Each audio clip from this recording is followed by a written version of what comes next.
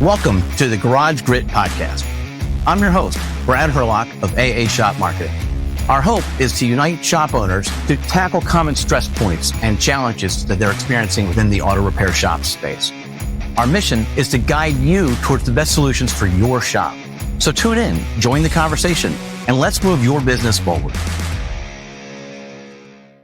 Hi, I'm Brad Hurlock of AA Shop Marketing, and I'm your host for the Garage Grit Podcast. And we've got a great panel today, and the topic that we're going to be talking about is recruiting top talent onto your team. It's a topic that everyone is trying to figure out right now and what's best for them. For those of you who are watching this live, you're obviously in the For Repair Shop Owner group on Facebook. If you're not there, then you get there. And for future podcasts, we drop these once a month, and we bring on this panel of shop owners so that we can just have a conversation of what's going on and different topics. And so this topic, as I said, is recruiting that top talent, bringing it into the fold. And we've got Pat, Eric, and Steve on the panel today.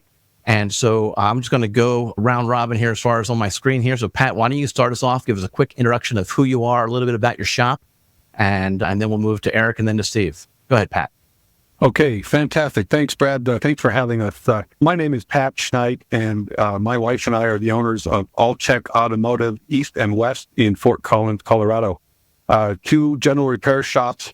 And each of the shops is 6 bays. We have 4 technicians at one shop and 3 technicians at the other shop, 2 service advisors at each. And so we have been in this journey for about 10 years. We purchased the first shop when the previous owner, the original owner, retired. And then last year, a good friend of mine and mentor retired, and we were able to purchase the second shop. And so that's been our journey, and that's where we're at the moment. Great. How about you, Eric? So my name is Eric Scheidt from Norwood Auto Service in Chicago, Illinois. I am second generation. My dad and I are partners. I'm looking to take over in the next couple months, but he has owned the shop for 36 years. I'll be 35 this year. I've been here about 18 years total. Just started in and out of the shop. So we have a satellite shop as well. 5 bays at the main shop, 4 bays at the satellite shop, which I have 2 technicians at.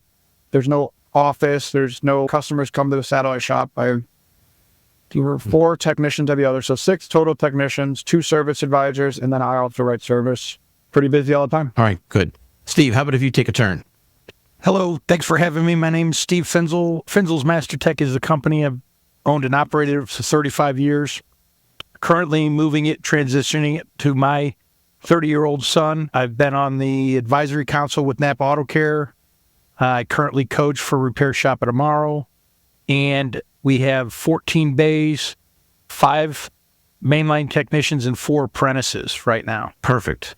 That gives us a little bit of background on each of you. And again, the topic is recruiting that top talent, bringing it in. And I'm guessing that Eric's dad, I'm sorry, Eric, I didn't catch your dad's first name. It's Fred. Fred, got it, Fred. And I would imagine that Fred's background on trying to recruit top talent is a little bit different perspective from yours. I'd be venturing. And so that's also interesting. And now we've got Steve on the other side. Who's your Fred, not specifically your dad, obviously, but he's transitioning to his 30-year-old son. And so that's going to be interesting. And this is going to be a good topic. So if we can just think about the last person that we hired, are they top talent? All right. And if they are, how did you come across them, or how did they come across you? And what was that conversation like? So it's a kind of a longer, open-ended question. But tell us about that whole experience. Steve, you want to go first since you went last on the introductions? We're growing as we speak, but recently I used a recruiting service to hire a service advisor. That service advisor came from Lowe's, so outside the industry. I think that's important to be open-minded about looking there. That worked out pretty well. Obviously, you got a lot of training coming from outside the market. As we grew, I needed another customer service rep or advisor. I wanted to try to find the best talent that I could, and literally was networking. So then that's a second avenue. So we're using a recruiting service. We went to network to try to hire somebody, and then ended up hiring their husband, spouse. That worked out real well. I'm sorry, B&I networking or LaTip, or was it? No, just talking to other people about my technicians, things like that, people that they thought would be good, and getting out there and just talking to people if they're interested in being part of the automotive industry. Okay, so not like a chamber event or anything like that. No, just regular nothing like conversation that. as much as possible. Got it. Just Okay. trying to reach out and talk to friends and family and Mhm. employees and everything else. And then the last technician that I hired was a young man out of a dealership, a young, talented technician through Indeed, responded to an ad on Indeed. So I've got several different avenues going at all times trying to recruit people. And how long is that, the Indeed contact mechanic, how long has he been with you so far? He's going on his second year now with me. Okay, good. Yeah. Okay. Because some of the feedbacks that I've heard from a lot of the Indeed candidates is that there's not a lot, they don't stay put long enough. Right. The interesting thing about the Indeed is I was not working with a recruiting service. So obviously when you go with a recruiting service, you take down any Indeed or ads that you have out there because they're managing all that. We built a brand new shop, so I'm visible. And this guy was working at a Kia dealership right down the street From the dealership. and didn't just walk in the door, went through Indeed. So it's Right. a weird hire. I agree. I typically in Terre Haute, Indiana, which is a small town, you're not getting a whole lot of response from Indeed or these big online platforms. Okay. All right.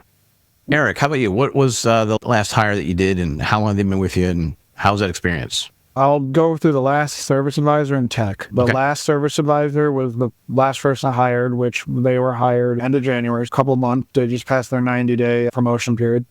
I'm sorry, was their background? Their background was they were a tire tech at a Sam's Club. Okay. And I guess at Sam's Club, you are the tire technician, but you're also selling tires in the same. I don't know exactly how that worked, but he did have customer experience or customer service experience. He was actually referred by one of our technicians, who is actually the last technician that I hired. And the technician was hired because she was moving from a shop in Nebraska. So I'm an ATI member, Automotive Training Institute, and she worked at an ATI shop. She knew she was moving to Chicago because she wanted to get out of Nebraska. Nothing going on in Nebraska. So she wanted to move to Chicago, and her shop owner basically reached out to people in Chicago. I think there was like 3 people. We did the interview, and she just passed her year this week or last week, and she's been amazing. Good. Pat, how about you? You bet, Brad. I have 2 quick stories I'll tell you. So one of the things that we hear in this industry is that we should always be hiring. And I got to be real honest, I'm not technician trained. And so this is a stress point for me. It's become less so over the year than a little bit unorthodox. So one of the things that we strongly advocate is community involvement. And we've been involved on the advisory board for a local Front Range Community College, which has a 2-year vocational automotive program. And over the years, we've had a few apprentices, and then we also participate in their semi-annual job fair for their students. Last fall, we had an opportunity to have a booth at their job fair, and we had 2 students wanting to look for placement after graduation this spring. We didn't have a spot right away, but we were able to bring the students on over the holiday break. So they had a month off from school. We gave them 10 days in the shop. We got to see how their work ethic played out with our guys, test their culture. And then we just actually hired one of the students here a week and a half ago. So obviously a junior tech in terms of experience, but that was a real good method. The second one that I'll mention is community networking. So we have a group in Northern Colorado called ARBO, which stands for Automotive Repair Business Owners Group. We meet for lunch once a month, and then just a friendly share best practices and try not to poach each other's technicians kind of a group. And so one of the shops there is a high-end European shop, BMW, Mercedes, which we don't do a lot of. And so he had a full shop of technicians, but his last hire was a guy that was actually trained and loved Ford diesel pickup. So not a great fit, but the guy needed a job. As there was another Mercedes expert tech trying to get into this European shop, John, the owner, called me and says, "Hey, I've got a guy. He's a really great guy, not the best fit for our shop, but you need a diesel technician." Absolutely. So they sent Tommy over. That was like 3.5 months ago now, and just an absolute wonderful fit for our shop. So through networking and community involvement that we made our last 2 technician hires. Interesting. So the old word of mouth is still working. And so Exactly. yeah. Now, I mean, it's also possibly more stressful than delegating to a recruiting firm. Steve, you can contrast that, right? You actually did the networking plus the recruiting firm. The recruiting firm is a lot more costly, but you've delegated it and you don't have to worry about it, right? You want to talk a little bit about the differences of... So when I went with the recruiting firm, which is, I use Promotive, there's several different ones out there, but the thing about them is that they are really doing a lot of background check beforehand. They were able to get several candidates, and there are a lot of the candidates I didn't hire. Like when I was looking for an A technician, I just put it out there. Like I'm looking for a rock star, an A tech. If guys out there, I'm going to hire them and maybe release number 5, right?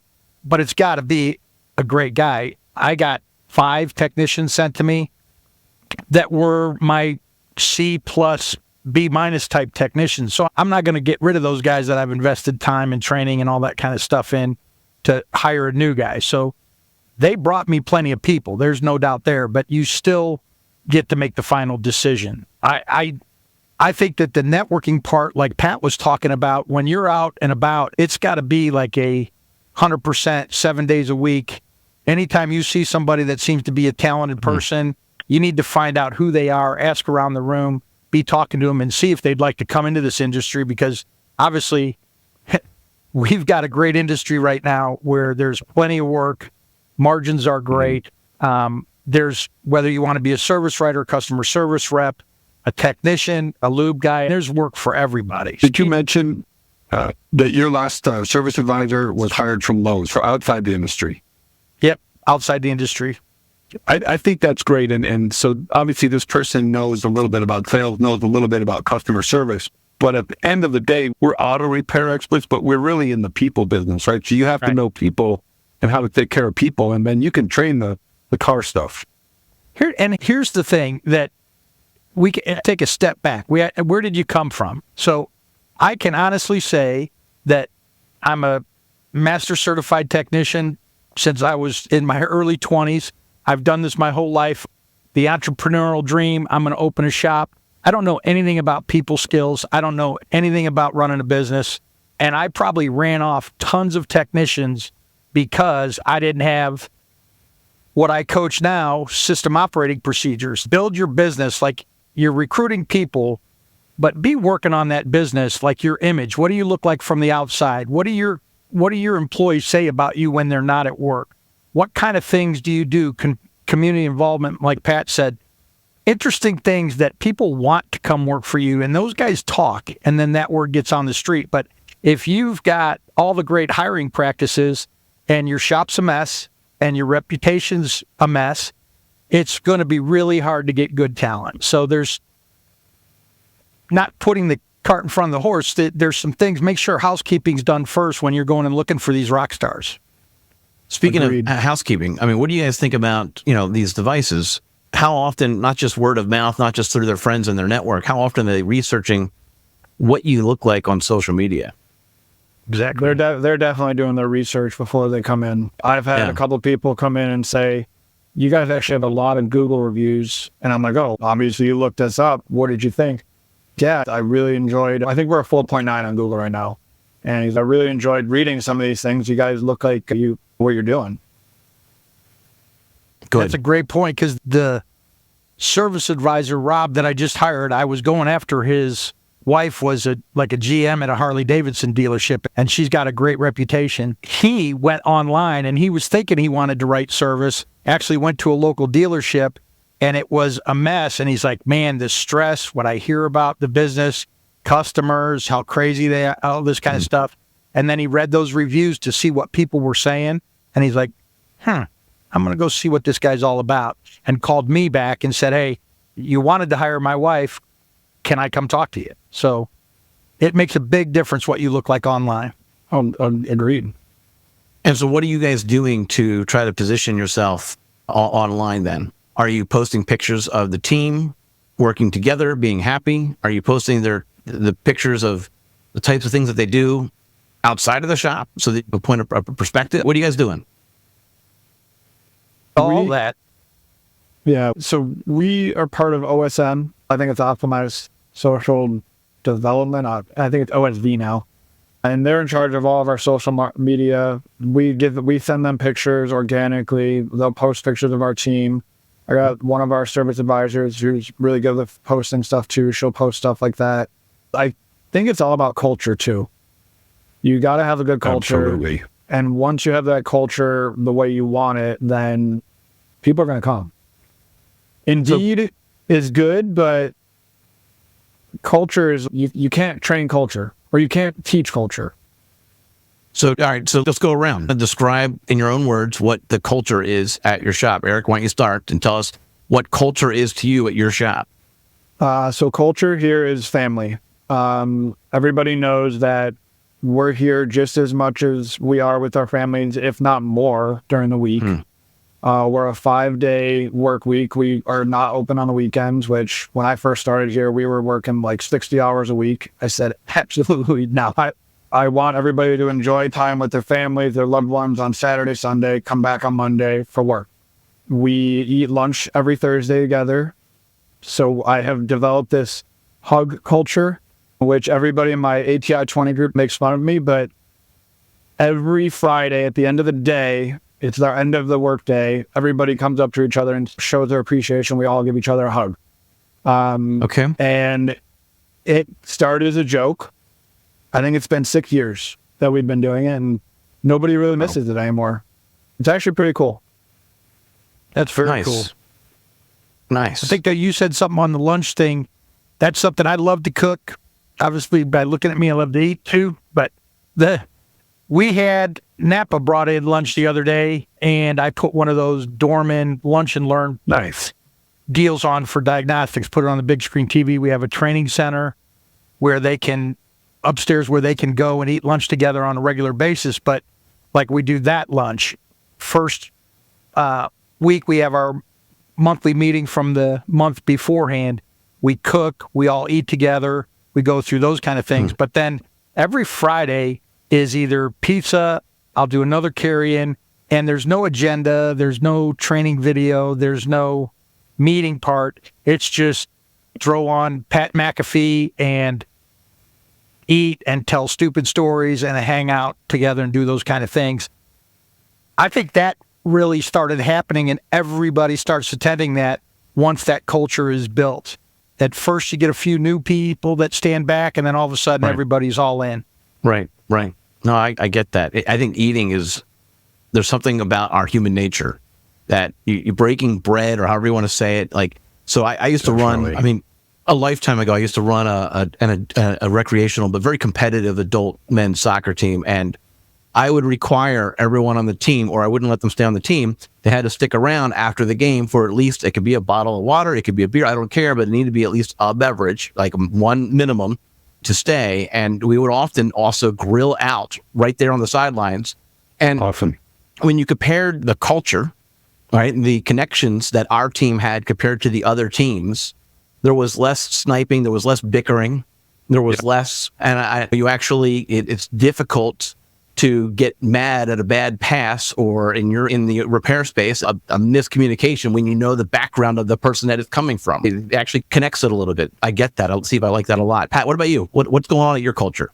So first, Brad, I just want to put out there, when you visit Colorado next, please come play soccer with us. We got outdoor, indoor, we got pickup games, playing every week. Would love to have you as a guest, hang with our team. That'd be a lot of fun. I know that's not the topic for today, but back to the culture. We're going to circle back. Let's do the culture first, and I'll circle back to the soccer invitation. Go ahead. We'll circle back. I love to hear what you're saying about family, because it is true. We spend a lot of time together, and we also do the shop lunch activity, and I love to cook. We got a grill at each shop. We'll cook burgers if we can, if it's nice up, that sort of thing. And the other thing that we've done over time, I think, is consciously try to be on the forefront of making our shop a better place to work. So what I mean is our industry is not well known for taking great care of its employees, right? So in the history, we didn't have health insurance. We didn't have a retirement plan. We brought both of those as benefits, and we're actively looking for things like accident insurance and life insurance and things like that. Trying to make this a better place to work that takes care of its employees, I think, is huge. And Steve, you mentioned earlier, you're working on your image. And I would say that we put a lot of effort into marketing and our image out to the public. And so they see what our shop looks like. They see that our reception area is clean, our waiting area is clean. But then we also, when we go to recruit and hire employees, we show it from the inside. And so there was a company that I worked with that I wanted to mention, I thought was a great idea. I don't know if the company's still in business. I haven't worked with them lately, but their name was Wrenchway. They're up in Wisconsin. They're still around. They're still around. Okay. So they help shops hire talent and they help employees get placed. It was their mission, right? And so their model has changed a little bit. It has. They're like Promotive, I think. I Maybe think I'm their not model's a familiar little with bit different. Yeah, I think Promotive is. I don't know enough about Promotive, so Steve, you can jump in on that. But if I understand Wrenchway's premise, they're more of a connection. Like they're out there constantly trying to bring mechanics into the discussion so that they have a library of those mechanics. All right. Okay. Keep going. So here was the nugget, or here was the learning from Wrenchway. They said, look at your shop the way a technician looks at it, right? So go inside, take pictures of the base, not like all cleaned up, but just like on a normal day. What equipment are you using? Do you have flush machines? What diagnostic equipment do you have? Why would anybody want to work with the equipment that you bring in the environment, in the building, in the space that you have, right? So if it's not good enough, then you've got work to do, right? And so that was really key. So we actually put photographs and descriptions of that in our ads now. You come to this shop, for instance, we'll have air conditioning indoors. Not a lot of shops, that sort of thing. So, no, that's great. Yeah, I completely get that. And that adds to it. We're showing the culture, we're showing the tools, we're showing what it's like to work there. And I find it interesting that, we're this far into the conversation and it's an employee-driven market right now, meaning they get to choose where they want to go. They're not captive necessarily. And here we are 25 minutes in and nobody has talked about pay. Hang on 1 second before you go there. Let's bring this. All three guys here seem like they've got, whether you want to call it culture, family, team, all those things were said. Okay, so we've got that. Now, if you're listening to this podcast and you're like, my culture sucks, that's my problem. I've got bad apples. I've got the attitude guy. I've got whatever I've got going on. I've got guy that's got too many, whatever it is. If you start, and this is one thing I started, I picked this up at a seminar, but it was called Mop Bucket. And Mop Bucket was a lunch where you got up there. I did not run the meeting, but if anybody had anything that was going on in the shop, they could say it, could not say anybody's name, point any fingers, and if you knew it was, you could not respond. You just had to hear it, take it in, digest it, and understand how you were affecting somebody's day when they left the shop. This could be somebody who messes the bathroom up every time they go in, somebody that comes over and borrows a tool and doesn't bring it back, somebody who uses a flush machine and puts it away a mess, anything like that. You just, so they could say it. Now, all of a sudden, they start communicating and all these personalities start coming together. And sometimes you do it where they get their own lunch, or if you want, you can do pizza or whatever, but that's one way, an idea to get started to do Mop Bucket, and just do it once a month. Mop Bucket, here's what's going on. And when you first started to do it, did you have to be a hall monitor to make sure that that they didn't try to defend themselves when they knew it was them that they were talking? Yeah, just sit in there and say, hey, just let's hear it out and see their feelings, let them be their feelings, that kind of thing. But very helpful. And then it goes from everybody having a Mop Bucket to like, we're reaching. There's all of a sudden it just slows down and we don't even do Mop Buckets anymore. But that was something that got that started at the beginning to start working on culture, friendships. I like that. Cool. I like that a lot. Steve, you make a good point. Before we move on to the money stuff, we can absolutely spend more time on the how-tos and other ways of building that family relationship. Eric, you touched on it by implementing the hug scenario, right? I imagine at first that was met with talking about standoffish. I would imagine. Yeah. A lot of distant bro hugs. When people are hired, like we bring it up to them, or when they're interviewed, we bring it up to them. We all here, as long as we're here with our technician or service advisor family, and we all hug at the end of the day. And some people are like, oh, that's cool. Everybody here does it, but I think at first, when you're first hired, they're like a little bit skeptic, like, what the heck is going on here? Is it a cult? But it works. Nice. What other ideas like that have you guys actually implemented to try to improve the baby step along to creating the culture that you have now? I like when Pat said community involvement. A lot of times owners think that's them. We're involved at a community college, but my main technician, shop foreman, instead of me going down there, I send him down there. And they've asked him now to speak after a couple of years. The high school talent competition deal, he judges that, not me. getting them to go out and do that involvement. Other things like car care events where we do that, where all the employees have to pull a shift and be part of that. And then I like to play golf, and it's great to be the owner and leave and go play in these golf outings. But I've got some guys that golf, and Indiana State does a bunch of sporting event golf outings. We just did Ivy Tech Community College, had their scholarship scramble. I sent 3 technicians and 1 service advisor, and they spent the Friday afternoon off together representing Finzel's Mastertech, matching shirts, Awesome. all that kind of stuff. So getting those guys involved in community, and what I understand with, I don't even know what letter of generation we're dealing with today, okay, X, Y, G, N, whatever, all right, but those people want to be involved in community. The younger generations, that's more important than when we're going to go talk about the money or some of the other things.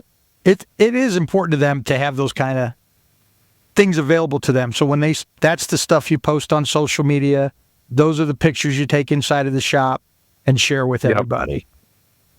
I love the fact, Steve, that you've got employees going out to golf matches and things like that. So we do as well. I don't golf very well, so nobody wants to have me in their foursome. But I've got a service advisor that is a stellar golfer. And so when we sponsor tournaments, I'll work the counter that day and he'll go golf. Yeah. And another thing that we do is we want people to be proud of where they work. And so we provide all kinds of logo shirts, hats, sweatshirts with our logo on the back and the front of stuff. It's not like they have to wear it, but I want them to know that if they do wear it, they choose to wear it, they can be proud of where they work. This is an upstanding place. We're part of the community, and our employees love the sweatshirts. So that's a vibe that we go for as well. Absolutely. That's perfect. So I have my service advisor. She's actually on the board of our Chamber of Commerce, which I don't really want to do that, but she volunteered to do that. And she's got meetings every month, every third Wednesday she goes, and she's there for an hour. And then she's involved in like the town parades, like the Memorial Day parade coming up. So she's going to be there. She's in charge of one of the fall fests. So she's like big involved in that. We also are doing a teen driving clinic in July where we're having 3 different stations. One's going to be how to change a tire, how to change a flat tire, how to jump a battery, and then how to check all your fluids. And we're pretty much doing this on a Saturday and probably having 30 kids come in. And my team is pretty much volunteering to do this. We're very heavily involved in the community, I think all 3 of us. That's interesting. The kids that are coming in to participate, how old are they? Teenagers, probably Okay. just starting out driving.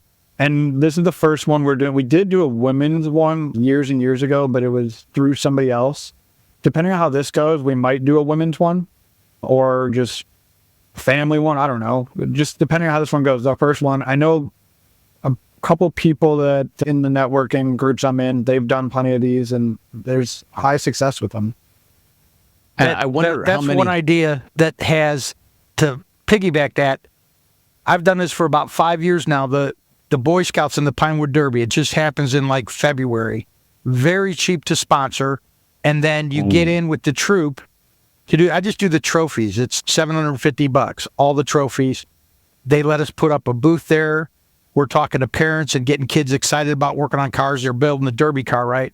Right. But the other thing is they have to do these merit badge things, and you can do Yes. what you did in the shop Yes. and do the tire and how to check the oil. And you get little guys coming in, guys and girls now coming in and doing that, and their parents see it, and then they talk about it. So again, more community, more employee involvement, all those little things. We don't have time to do anything in this business, right? But you got to do these Right. little things. Everybody's Right. busy. Yeah. You just touched on something that's near and dear to my heart. So this Boy Scouts attribute or aspect, I'm an old Eagle Scout, right? And so people always, sometimes in this industry, I've been surprised by lack of preparation for interviews. And people will come in not dressed in their best and not presenting and no resume. And man, it's hard to see past that, right? It's hard to give you a good interview, to give you a shot. You might be a great technician, but you got to show me some of that. One way that anybody on this planet could get a guaranteed interview with me is tell me you're an Eagle Scout, right? I don't care if you've gone through that process. We're going to talk, and I will help you, whether it's this shop or somewhere else. That's just like the brotherhood, right? Absolutely. Interesting. It's the quick, easy way to get in. And also, we're talking about recruiting technicians and future technicians. Maybe one of these kids you make an impression on. Right. Yeah. So there's another thing that I think we need to start talking about too, is training these people that are involved in our companies, because if you don't train them, they're not going to grow. So what I started doing a couple of years ago is I made it pretty much a requirement. Each employee has to do 40 hours of training a year. Now, it got real hard for them to do that because like they don't want to do it on their own, which I don't understand why you wouldn't want to do it on your own if you want to better yourself in your career. And we're talking about money. We haven't even thought about money, but if you want to better yourself in your career and training and knowledge, that's going to higher your pay rate, right? But I started this training thing where basically I have a schedule a week. Each person has an hour of training, and it's at 8 a.m., which is when we open. So one person's on Monday, two people on Tuesday, one person Wednesday, two people Thursday. And then what I also talked about with my coach is that in order to get more buy-in, maybe we should put money where our mouth is. So the first quarter, our goal is 40, right? The first quarter, everybody was supposed to get 10. So if everybody got 10 hours in that first quarter, I gave them a monetary bonus each. If one person did not get it, nobody got it. So they all pushed each other to do it. Now, it was only the first quarter. Right now, the second quarter is not looking as good. But I also have to stay on top of it as their leader, which is hard. But that's what I'm talking about. We need to start training these people that are in their positions to grow. And I think that talking to one of my Napa sales representatives, he says that a lot of things that he notices about the shops that are busy is that they send their people to training. And the shops that aren't busy, no training. Another great deal for people that are looking, how do I get my guys to train? Because there's pushback there too. We do a ton of training, but whether it's AVI, which is, if you haven't heard of Automotive Video Institute, every top trainer has videos on any topic you want there. They all have an hour, like 2.3 hours or 2.5 hours or whatever. Napa training, online training, virtual training, all that has an hour associated with it. To avoid the taxes and all that kind of stuff that goes along with it, you turn that certificate into me, you get credit, $15 an hour to train. Okay, so if you do a 2.5 hour class, you get that. I just tell you when it accumulates up, you just tell me where you want your gift card to. You want it to Kroger? You want it to Sam's Club? You want it to Speedway? What do you want it to? And you could go promotional expense that, okay? Training expense that. However you want to do it to compensate them for it. Because a lot of times, 8 o'clock in the morning, that's a huge commitment. That's awesome. But they need to do this stuff at night. And a lot of these classes that are at night, or when you see them through these online training institutes or webinars, they'll be at 6 to 9 o'clock at night, whatever. Yeah. You compensate them for them when they're not there. So just a food for thought there. And then another team building and training idea, if you guys aren't doing or haven't heard of Vision training in Kansas City, Yes. Get your guys to Vision. Use it as a spiff, possibly. The guy who consistently hits their hour marks or whatever is full paid. Otherwise, guys can go. I'm so ate up with it. I have 14 people that went to Vision. We closed the shop on Friday. Wow. The apprentices went over to get the Thursday, Friday, Saturday. It's a huge commitment, but It is. these guys got to travel. They went out to dinner. We played Top Golf the one open night. We did, morning, afternoon session, Friday, Saturday, 8, 16, 20 hours of training a guy in a weekend, and they had a blast. So that's over the top, but there's an idea. I love that. You're taking these individuals and you're building a team. Oh, yeah. Right? Shared experiences. That's awesome. So we do something similar. I love the fact that we're talking about training and continuing education because, like it or not, we're not working on the cars that our fathers worked on or our grandfathers worked on. And our sons won't be working on the cars that we're working on. And so the industry is evolving very quickly, right? So you've got to stay on top. We also require technicians 40 hours a year, 10 hours a quarter.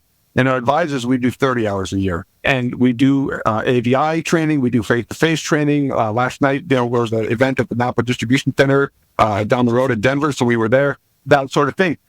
However, what we do is a little bit different. We put the ownership on the employee, and we do that through the pay plan. So we haven't really talked about pay a lot, but one of the things that we offer is $1 an hour for hitting your continuing education. So it's basically we go quarter by quarter, we measure it. The employee has the ownership to earn their required 6 hours or 10 hours, report that back to our HR manager, who is my wife, make sure that they've got a certificate or something like that. And then they earn that $1 an hour for the next quarter. If they earn $1 an hour for the whole year, it's worth about $2,200. And so that's the value that we put on their training. We also pay for the fees associated with training and then that sort of thing. But that $1 an hour is a good incentive to get people to complete their training as well. How did you come up with that dollar value of $2,200? So let's see, $1 an hour, 40 hours a week, 50 weeks a year. Just did the math on the calculator. I see. So Got it. Okay, just ballpark math. Yeah. Yeah, fair enough. I like ballparks. We touched on the different aspects of pay. And so a lot of times in an employee-driven market, people just assume that you just got to dump money at them. But the fact that we didn't talk about that to start, and we actually haven't even touched on it, and it's been 40 minutes in, is a testament to people want quality of life. Like, it's not that they don't want more money. Of course they do. But they want a better work experience, right? People leave their jobs because they're not happy with their bosses or they're not happy with their coworkers. They didn't have those mop buckets. And now they're actually either looking or they're thinking about it. And one of the ways that we actually help shops occasionally is we actually will post ads on Facebook trying to target people who are mechanics and just asking them whether or not they're happy with their jobs, right? Because instead of actually targeting Harry over at this other shop, because you don't want to steal from inside your group, right?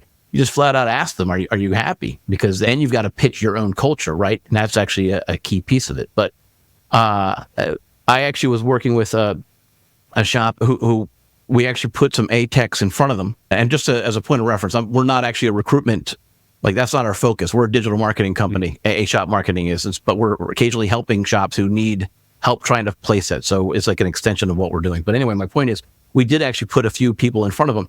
And I found that he didn't want to even pay them close to what the market in his area was paying. And so they're not going to take a pay cut to come to you. It needs to be that pay is important, right? You do need to consider that piece of it, but it can be the last part of the equation, right? What are your guys' thoughts on that? I see, Pat, you're nodding your head. What are your thoughts on the pay side? You guys want to talk about that a little bit?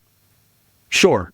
I think it's definitely, you hit it. You have to pay competitively, right? You can't expect people to come to want to work for you and be paid less. So you've got to be in the game. But then what I found is that's not the end all. They do want the additional element of the culture, whether it's the shop lunches, whether it's the extra time off or the flexible schedule. Not working 6 days a week, I think Eric mentioned, right? 60 hours a week in the shop, not going to happen under his watch. That is supplementing the pay. We haven't talked about this yet, but I'm almost thinking the reverse of how you get people to come to work for you. We have at times had some, I'm just going to use the word prima donna technicians that were very good, but well paid and not having the family culture. That prevented people from coming as well. So other people in town would look at us and say, I don't want to work with that guy. Well, it also makes people leave too. It does. Yep, we've experienced that as well. I think here's the thing: when you talk about a wage, a guy comes to me and he says, "I'm an A-tech and I'm worth, I don't know what your market is, so it doesn't matter. So just say $50 an hour." And you say, the next closest guy I'm paying is 30. The bottom line is you can't afford him not to pay. This is going to sound stupid. You can't afford him not to pay $50 an hour. If he can do, what's he going to do? 35, 40, 45, 50 hours a week? Do the math, charge the labor accordingly. If he's that guy and you're paying him $50 an hour, you're charging $200 an hour for anything the guy works on. Put it into your business plan, make it happen. Exactly. That's the deal. Like technicians that you can't pay with the ability we have to control our labor rate and control what we do. We're all putting out a great product. That's the goal of everybody listening to this or sitting here. All right? Yes. So it costs a certain amount of money to do this. And if you need an A technician, you cannot afford not to pay him. If he comes in your door and he's qualified, pay him and adjust your rate, period. Sorry. 100. I think that's what I'm trying to say as well. And I totally agree with you, Steve.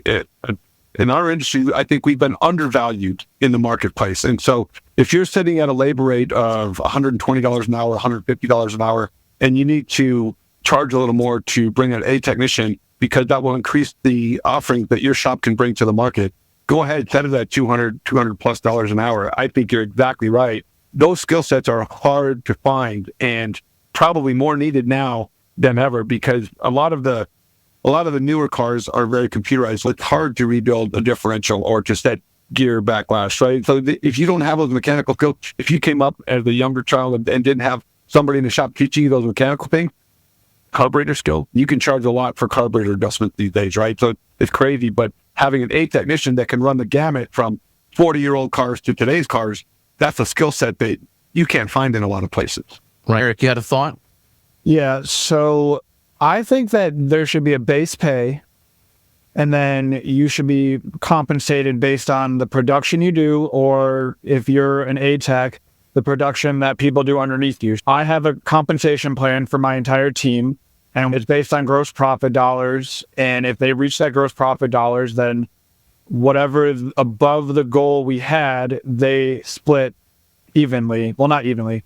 Whoever, like if the A tech has a certain amount if the A tech gets paid a certain amount and the C tech gets paid a certain amount, then like it's paid based on knowledge and experience. But if you're saying give the guy $50 an hour, I'm okay with that. But I think it should be lower, and they should be working towards low and working towards a higher rate as more of an incentive. Because if you just give them a regular base pay, what's their motivation? What I'm saying by that is that if the guy comes in and he's got the certificates and he says he can walk the walk and talk the talk, if he can't and he's not worth $50 an hour to you, cut him loose. Yeah. It sounds crazy. We're talking about hiring technicians, but if he's that good and your best guy in the shop you got is at $30 an hour, he better do better than that guy very quickly. Mm-hmm. And if not, he's going to get adjusted or he's going to have to leave. And you got to find somebody else, because that obviously wasn't your guy, wasn't your expectation, whatever. But that, I guess the example is more to when a guy comes in and his rate freaks you out, look again inside. Am I charging enough for this? Like maybe the reason I don't have good technicians is we don't do the right kind of work. We don't charge right for our work. So just look inside first. I would almost say we should separate the skill set from the personality, because if a technician is very skilled, absolutely I want to pay for that skill set.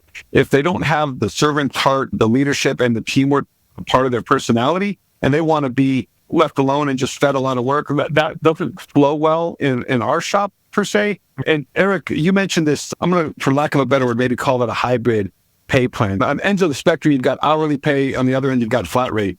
What we absolutely do here is a hybrid pay system, which I think is what you were alluding to, Eric. And you say we pay a base rate, so clock dollars per hour for showing up, and you've got a guaranteed paycheck at 40 hours a week, and then production incentives. So if you hit 30 or 35 or 40, you get an additional bonus amount put on top of your clock dollars per hour. So there is an incentive to produce, because that's the way that the shop makes money. So that's what I'm saying. If you start that base pay at 30, and then they say they can book 50 hours a week, that 50 hours a week could be the 50. Yes. Yeah. Now, I'm curious. So you're out there saying, here's your base and here's our culture and everything like that. Do you find yourself occasionally losing talent to shops who are just talking the top dollar? What I'm trying to say is, to this applicant who doesn't yet know you, hasn't yet hugged you, right? Doesn't yet trust you, does it? I don't understand what I'm getting paid. What am I going to get? What am I actually getting paid here? Oh, I'm just going to take the base rate and then compare that to this other job that I'm also looking at. So I'll be honest, when I do my interview, the first interview for sure, I don't even talk money, because I want to see if they're a fit. Now, if I see that they're a fit, I'll bring them in for a second interview. I'll bring them in the back. I'll show them around. I'll have them talk to all the techs. If it's a tech, a service advisor, whatever, they're going to talk to everybody in the company. And then we'll talk money. But I do not talk about pay in the first interview at all. And half the time I'll say, all right, after this phone call, or if it's a phone call, I'll be like, do you have any questions for me? If they start asking about pay, then we'll talk about it. But I don't know, 3 times out of 10 maybe is when they ask about it. They don't even ask sometimes about pay because pay might not be what they really are there. Like some people are actually looking for that family culture or that family, like they want to be along. Yeah. Now, I'm sorry. Did you say that you actually make them, the new interview person talk to each employee that you already have? Mm-hmm. I bring them on. I show them the shop. I show them all the employees. I introduce them. So it's not a formal, John is asking these questions and it's just a hello, an introduction. Yeah, kind of. Okay.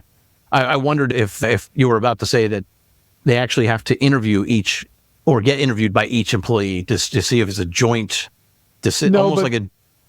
Sometimes what I'll do is I'll bring them back there and I'll let them talk to the shop foreman and then I'll walk away because I'll have to deal with a customer or something and then they'll come back to me and Right. And think about this for the dollar amount. If you call that guy back for the second, which I think is a very good practice, and a lot of people do that, and now we're going to start talking money, there is no reason that you can't ask them to bring last year's W-2s in. They're asking you to spend your money, but if you have seen their work history where they've worked, and they're at a new job every 6 months chasing the dollar, it's a pretty easy decision for you, right? Mm-hmm.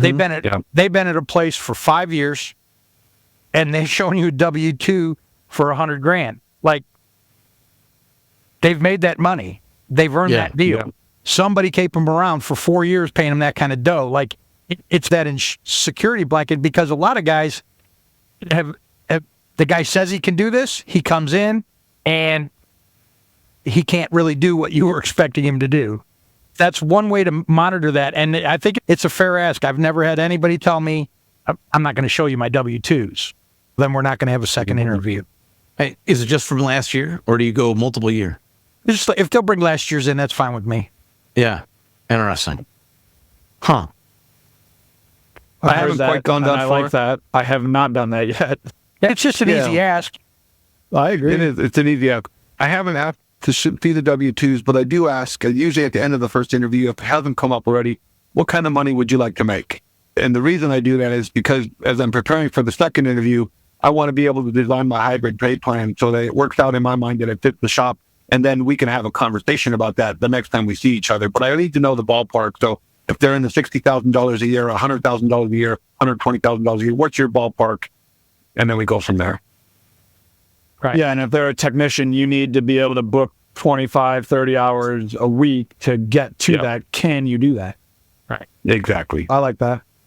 Okay. It's interesting. We spent all this time, the topic being recruiting top talent, right? And yet what we're finding is, or what we're talking really about is, before you start out there, make sure that your own house is in order with the program, the training, the interactions with the people, the family type atmosphere, and then of course the compensation plan can be what it needs to be, but make it so that it's connected to bonuses or growth in some way. And so after we've got our own house in order, we've talked about networking with community. We've talked about paying a recruitment firm. We talked about making sure that we have the right image on our website and social media presented that way. And we even touched on, interestingly enough, firing employees that aren't a fit for our future because they might be hampering, they might be stopping you from finding that next talent. You bring them in, and Eric, you've just introduced everybody to the new person to everyone on your shop, and the one guy's a jerk, then that deal's done, right? I don't even want to work here anymore. I don't want to get a hug from him. I want to punch him in the face. So yeah, one time the guy comes in and the guy, what do you think? He goes, I don't like him. All right. Okay. So you do actually ask your team after you've been introduced, like, what is their initial response? Yeah. That's interesting. Steve, do you do anything like that? They're going to be working with each other more than me.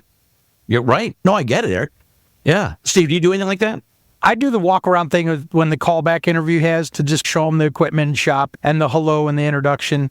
The team already knows that the guy's a prospect and that I haven't offered yet, because I'm going to share that with the team before I make the offer, just to see if I got any hard blackball like what Eric was talking about.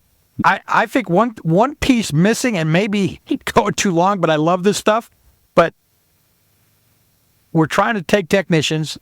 The average technician's age is 55 years old. They're retiring out of the business faster than we need them. There's the need for so many technicians, and the tech schools, the this, the that, all the young people that need to get involved, apprentices. I think Pat said it. I don't know if you caught that at the beginning. I have 4 apprentices that are from 18 to 20 years old. 2 of them about a year in, 2 of them about 6 months in, and I'm getting about 20 hours production, paid labor out of those guys. So I'm getting 80 hours a week out of 4 guys that are in an apprentice stage right now. It's Terre Haute, don't laugh at me, but $15 is first stage. Next stage is $16, 17, and when they get through the program, they're at $20 an hour with 3 certifications. Nice. But I'm getting that kind of production out of it. These are guys that are green. They don't know. I don't want them to know anything. They just want to work on cars. This is talking to parents again. One of them, the guy's dad, is the CEO at Regional Hospital in Terre Haute. He just graduated high school last May. The kid is giving me 20. He's probably one of my best. The average is 20. He's probably giving me 20, 25 hours a week as an apprentice. So now, is this through the Napa apprenticeship program? I actually do the Napa apprentice. One of my guys is through Ivy Tech. He's still in school. He's still doing it. He's going to get their degree, but he works for me. Like, his schedule's a little different. He comes in some days at 10. He has to get to a night class, but he's going to graduate with their 2-year degree. And I believe, like, I've got to make room for these 4 guys, which I've got a good plan for. But if not, there's technicians going into the industry. You can make money doing it. Do your homework. Do your research. The Napa Apprentice Program, I was on the advisory council when Pete McNeil brought that about. So I saw it from the very beginning.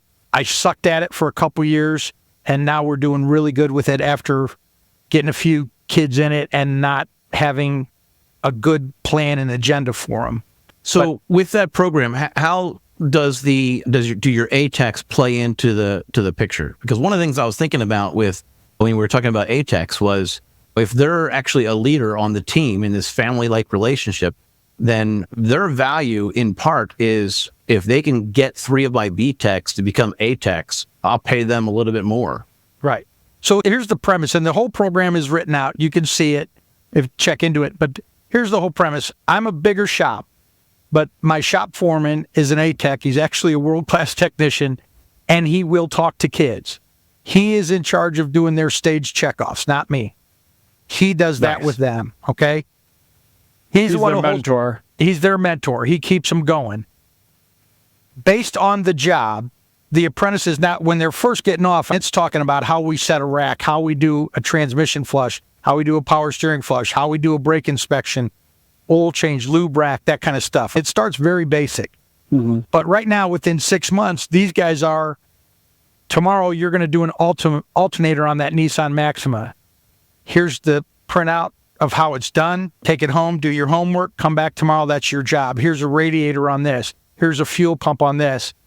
Whoever they're doing that job for, whether it's technician 2, 3, 4, 5, they are getting paid those book hours. This guy is $15 an hour. And you'll say, well, what's going on there? That technician has to test drive it. He diagnosed it. He's going to do the quality control test drive, and he's going to walk the kid through teaching them how to do whatever job that is in 6 months. Yeah. You can't find technicians. Yes, you can. They work at McDonald's. Yeah, you got to grow them is what it is. Yeah, it is. Yes, grow your own. Yep. It works, and I've tripped over it for a while because I didn't have a good game plan, and I wasn't giving enough guidance, and I was confusing young kids. So you've got to have a path with checkoff points and mentors and quality control to make sure that you maintain your reputation as a shop, and the technician also gets to learn. But the thing I like about teaching and growing the younger generation that are very green, as you said, they don't come in with any bad habits. You don't have to unlearn and retrain. You just get to train right from the beginning. Yeah. And I think the industry, the educational industry is starting to, or pendulum is starting to swing, however you want to say it. There was, you go back 20 or 30 years or even more, there was this message of you have to go to college and you have to get a 4-year degree and you have to, and the other options weren't considered. Mike Rowe talks about this a lot. And so from 30 jobs. So it's, I think that I think people are realizing that's not the case. So I've got a nephew who he went right into HVAC, and actually while he was in high school, he started his HVAC apprenticeship, and that's great. He's going to do better than most 4-year degree, bachelor degree people, right? So, exactly. So I think we're in a good spot from like a societal standpoint. The message is starting to be heard. We don't have to fight as hard against it's just a matter of time that we just need to get the message out that we've got a segment of our shop that's for, how did you say it? Growing talent, not recruiting, but growing talent. Mm-hmm. Growing talent. Yep. I think part of the issue for the longest time too was getting paid what we're worth. Our labor rates are now growing to where they should be. You still got your $90 an hour people, but I don't know how long they're going to be around. You got there people that are just charging 10% or 20% over parts. Again, I don't know how long they're going to be around. But once we start showing and getting paid what we're worth, then you can actually start paying the people what they're worth. Absolutely. Another good timing piece right now, right? Because people aren't necessarily racing off to buy new cars as often as they were years back, and they're looking to keep theirs on the road. Mm-hmm. There's more elasticity with being willing to pay to keep it going, right? So we just went through with COVID, and then there was no inventory, so people had to fix their cars. And now it comes out of it, and it's terrible economy or whatever you want to say. Interest rates are high. Nobody wants a car payment now. They're going to keep them again. We have caught one break after the next for the last 5 years. It's a great time in the industry. Yeah, I'm likely just to replace my engine before buying a new car. Like, the body is fine. Right, body's fine, yep. Okay. Well, and people complain about the cost of an engine replacement. It used to be $5,000. Now it's $10,000 or $15,000. Yeah, but your new car now is $60,000+. It's still relative. It should be like $3,000. Right? And anybody out there that's listening, that not to sell or wave the flag, if you're not a Napa guy, I don't care. It would be a reason to join the program. But the apprentice program is you register through the Department of Labor. It's IS and SA approved. You do get a 2-year degree. It is a workbook that they lay it out for you. They've done the work. You just have to get familiar with it. You don't have to design your own. So if you're wanting to know how to do that, that's a great tool. And the technician that goes through that actually comes out with probably a pay raise over the 2 years and 3 certificates, you said. That's part of my deal is I put in there, I want the general service, I want the brakes, and I want the steering and suspension. I'm ASE certified. So, ASE, yep. And what I tell them straight up is if we don't have room for you, you've got 3 certifications, you've got 2 years experience, you can get a job anywhere. So if somebody comes up and says, hey, I'll pay you X, and you come to me and say, hey, I just got offered a job, I either got to play or I got to wish you good luck, and we'll see you down the road. Wow. See, that's really interesting. Like, you're not even trying to, I've got the spot to fill, so I'm going to grow a mechanic. You're going to grow 4 or 5. Somebody else. And let them go if they're not fit at that, when it's time. That's really interesting. You're overproducing. I caught that too. I love that, because that really is, you're speaking to the industry now. You know what? Our shop is only a certain size. We can only handle so many employees on a daily basis. However, you've got some talent. We've got a program. Let's go through the program. And if we don't have the spots for you, we will help you get placed. What you've done in this program while you're here will help you get placed. That's huge. That is like so forward looking. I love it. Yeah, that's awesome, actually. Yeah. Here's the thing though, everybody's got a different look at that. Look at the numbers. First, if you're the 3-bay, 4-bay, 5-bay shop, look at the numbers. Where am I going to have this guy? He's going to work right next to somebody and make somebody faster. A guy's giving you 40 hours is now going to give you 60. Okay. So there's your nugget right there. I have 14 bays. I have 5 mainline technicians. My guys all have double bays. We have alignment racks, a big, huge 16-pound monster. Could I have 9 mainline technicians? I'm going to have to get another service advisor, but I get to decide how to do that. Is the business worth it? Instead of, I need a technician. This guy walks out the door, I got cars lined up, and I got nobody to fix it.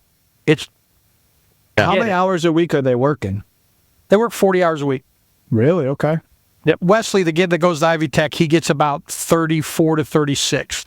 Either way, they're full-time. Yep. They're there all the time. I got them the toolbox from Napa. When they graduate, it's theirs, the little tool cart they offer you. So they don't have to have tools. They just start getting paid. They start learning. Cost of education is the center of a donut. So would you say that these guys' education that you're giving them, one, you're paying them to get that education instead of going to UTI to pay 30 grand, whatever, 35, whatever it is now, are actually better off coming from you than UTI? Personally, I feel like it. I think they are because the people from UTI sometimes they've never looked on a car.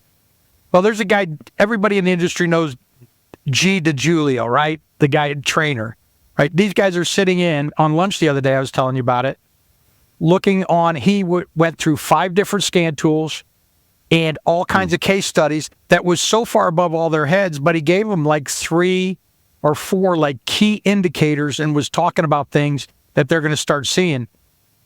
You're not going to get that at Ivy Tech in the first semester. Like, you're not going to see that. So all the problems, all the broken bolts, all the wrong parts, all the things that don't fit, all that stuff that we deal with every day, they get to learn it right now.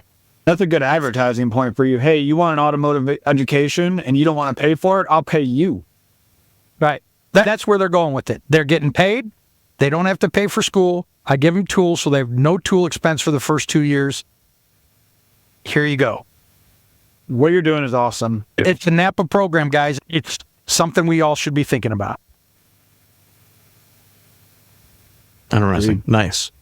Okay. Recruiting top talent, thinks about the job boards and whatnot, but if you go that route, your ads need to actually incorporate what you're including, not from a pay standpoint, but from what a culture standpoint and the work environment standpoint. And if you're actually also out there networking and whatnot, you got to echo that message of that culture, I would think, too. You can't just say, I'm looking for a tech. You got to express I think part of it is letting people know what the family aspect that you have going on, not just to send everybody your way. Because it's been my experience that the people who are currently unemployed, and I'm not trying to be mean, but I'm wondering why they're unemployed currently. There's a reason.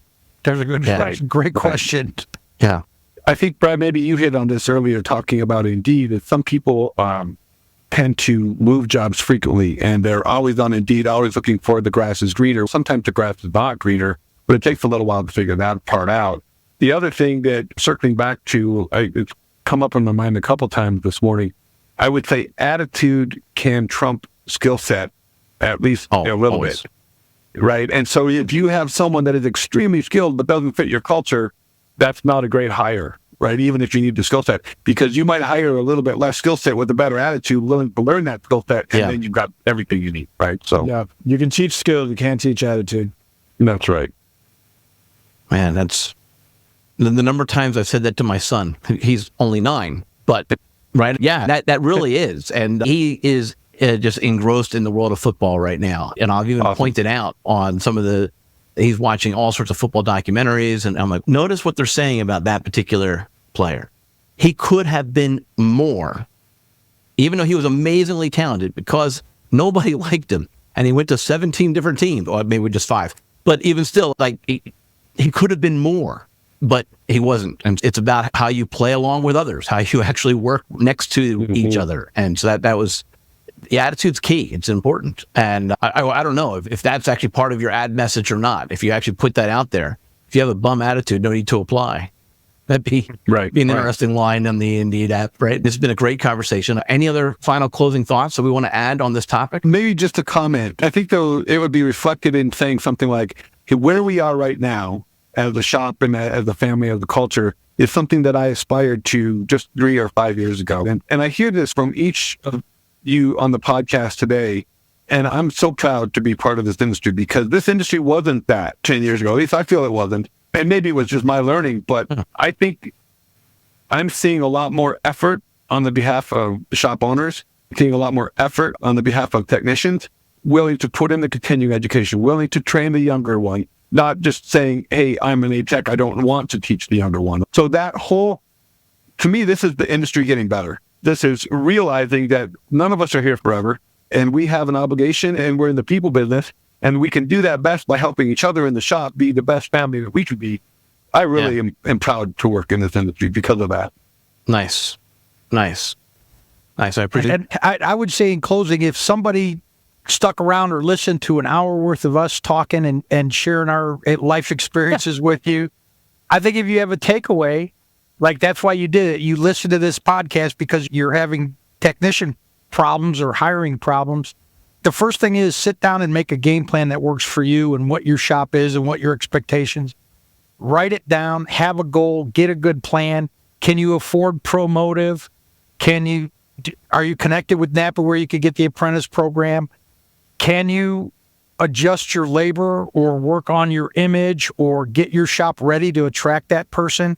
Like, it's going to be baby steps, but don't wait till tomorrow. It's very key. And I'm happy to be part of being able to share 35 years with you guys. That's great. And the idea that recruiting, like the word suggests we're going out and getting. And the answer is no. First, start internal. Look inside. Look at what you've got. Make sure you've built what you need to build. And then you can actually present that. So, Eric, you're nodding your head. You want to jump in? So I would say that if people are scared to find technicians, 3 years ago, we were all scared. But it seems like we're all fully staffed right now. I don't think you need to look to Indeeds or the job boards anymore. I think that you need to think outside the box like Steve, who has now started to grow them, because the technician may not be a 50-year-old technician that has 8 ASCs and your Mastertech. That other guy that you're looking for, he might be that 20-year-old kid that in 5 years could be that ASC certification Mastertech. And that's okay, but there's patience. You need to have patience.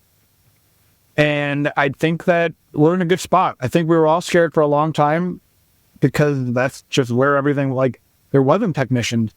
Yeah. But we need to make the kids or the younger groups underneath us, or underneath me, I guess. Yeah. We need to make them aware that this is a good industry because it is becoming that. Nice. Yeah. And Steve, I like your sentiment, Steve, about being able to share with everybody. And I really do want to invite you guys to that 4 repair shop owners Facebook group. I'll put the link out because I'm hoping, and if you're listening to this podcast and you want to actually ask questions to one of the 3 panelists, get that out there and we'll see if we can get you in touch so you can have that conversation on Facebook. And Eric, you're spot on with kind of the way that you frame that and wrap that up. The reason that this topic is happening today is because at the end of the last podcast, I asked everybody what topics would be of interest to the panel. And 2 of the 3 said recruiting talent. And so I'm curious to hear from you. If you guys were listening to this podcast next month, what would be a topic that would be of interest that you would like to listen to, that you hear from other shop owners talk about? So if I were listening to this and I didn't have the knowledge that I know now today, I would say training. Because then you'd bring up the apprentice thing, and then Pat and I both have almost the same program for training. I think training is this huge thing of how we're going to get technicians, and I think that's something that we need to start pretty much growing now. Suggesting I would bring on somebody from Napa to talk about their training program, and then somebody like Steve to talk who's in it. And I think you should bring Steve on again. Sure, I get that a lot because Peggy, who was on last month, it came to my attention that one of the things, and actually this is actually appropriate for Eric, for you as well, and I know Eric and Steve, is another topic that came up was succession training. And the idea that was presented to me was to actually have 3 younger generation who are about to take over the shop and what it's like in their process and their journey of taking over, right? And then the next month have 3 people who are relinquishing and hearing their perspective on what it's like from that side of things. So there's 2 possible topics. Training is a good one. Did I get that right, Eric? It's not a how-to, it's how different shops are implementing training programs to see if we can get an assortment of different types of training programs. How do you get your guys to do it? Where you can find training. Okay. How do you get your guys to do it? Eric, Pat, wasn't that the biggest pushback at the beginning? It I still work is. here all day. I work here all day. Come on, man. Yeah. But that when we talked about the attitude, don't you want to be better? Don't you want to practice so you can win the game? Not everybody's you. I got a quote one time, and it was given to me by my bookkeeper, but it's like, don't expect you from others.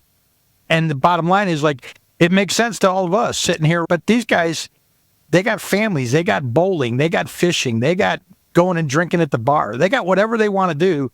Why has it got to be important to them? And Steve, you mentioned about evenings, and my mind went right to, my goodness, I'm putting dinner on the table for my son. It's a conflict of my scheduled family life that I've got planned out. And surely there's ways to work around it, but that was what my mind went to. But the other thing that jumped into my mind about the training, and all the top baseball players have hitting coaches. They're at the top of their game. The worst player in MLB is in Major League Baseball is the worst player is better than any. Like, they're amazing, right? They've gotten that far up in their, and yet they still have a batting coach, right? They still have somebody who's actually coaching them. And so, be coachable, in a way, this training is somewhat like that. And maybe it is actually a specific coach, or maybe it's just a particular program. But we've got to continue to develop. We can't just continue to turn the wrench and assume that in of itself is training. It's not, right? That's right. And that's difficult. When you first start doing that, you start to realize it's worse than ripping the Band-Aid off, because you're seeing what's there. You're being exposed to what you're doing wrong, and you've got to get over that. So it's also back to that attitude of adjustment too. So the insights that I found in the short term was I stopped requiring employees to go to every class. Hey, there's a Napa training tonight. There's an AutoZone training tomorrow night. You need to go. No, I can't go. I've got my kid's birthday party. Okay, so you've got to respect that. But then I found, as a shop owner, the more opportunity and diversity I can bring in the training, whether it's AVI or Factory Motor Parts, got a great library, or Bosch, or anything like that. So the more opportunities I can bring, there's going to be one or two that you can plug into. Find one. That's the short term. The longer term is, hey, if you get to the end of the year and you haven't hit your 40 hours, let's have a talk, because are you really the right employee for this family culture? Right? Are you fitting the culture or not? If you don't want to be growing and becoming better, you might not be the right fit for our shop. And part of the culture is training, right? You always want to grow. Okay. All right. So training might be a topic. Pat, do you have any other suggestions? Or Steve, do you have any suggestions on possible topics for what you would like to hear or listen to, hear what other shop owners are saying or doing? I think the training, the apprentice, the succession stuff, all of those are good. I don't know. I'm just having my son, he's 2 years in right now. I figured out the main thing that we had to do. I don't know if Eric, if you and your dad are doing this, but did you have any counseling that you had to go to? Because we're going to counseling. It's a different animal when you're bringing somebody in. You think different than Fred does. Scotty thinks different than I do. Yeah. That's a great topic of when you're passing this on. That's a great topic. Sure. Great topic. I will be honest, it has been 10 years in the making. It is still not done. It has not been easy. It's actually been really hard. I would love to have done counseling. I think that would have been a great idea. Yeah. That's so fascinating. What kind of counseling? Steve, what kind of counseling? I'm just one of those weirdos, so I go talk to somebody, and I'm like, I see my son developing the anger things that I had 15 years ago with employees and customers and all this stuff, and he's in year 2. And when I confront him, we do that battle. Eric, you know what I'm talking about. Like, you ask him a question, there's a different expectation. So how are we going to communicate with each other? We go talk to somebody. It's like couples counseling. Yeah, exactly. It's exactly what it is. Pretty much, it seems. That's awesome. That's awesome. It's made a difference. The last 2 times he's gone by himself because he's got to figure some stuff out. So, but I think it's going to be better when you're in there. Eric, you know what it's like. I did this for 35 years. And now you got to come in and you've got to somehow figure out how to do what your dad built for 35 years and not screw it up, right? That's a lot of pressure. That's the younger generation knows everything, huh? Should have know everything, right? But I know better, right? Yeah, exactly. Brad, there's a delegation aspect in there too, and the realization that, hey, getting something done, whether it's your way, your father's way, your son's way, it may not be important whose way, but getting it done at all is huge. And then next time we can talk about doing it better. But you got to let go of the control, because micromanagement is not the way. Yeah. If you want to do that succession planning where the younger person talks about going in and taking over, I'll volunteer myself to talk, because I guarantee I have a lot of information on that one. There you go. Okay. All right. Good. All right. So we've got those 3 topics now. And Pat, do you have any other ideas or topics that you might want to listen in on? I don't off the top of my head. Today was great. Good. Good. I was really glad to have all three of you here. I really appreciate your time. It's been almost 90 minutes now. And again, thank you. You're pulling it out of your day. Please, thank you for that. And so please hop out and jump into the Facebook group in case people want to keep talking, if that's okay, if you don't mind. And by all means, if you have any questions of me, let me know. Thank you so much, guys, for coming. I really appreciate it.